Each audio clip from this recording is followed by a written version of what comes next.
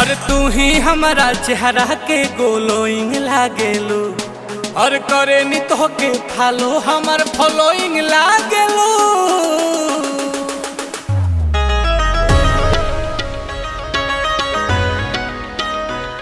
ए जान साचो फिल्म के हीरोइन लागेलू, झटक के तू मटक के चले लो। ए जान साचो फिल्म के हीरोइन लागेलू।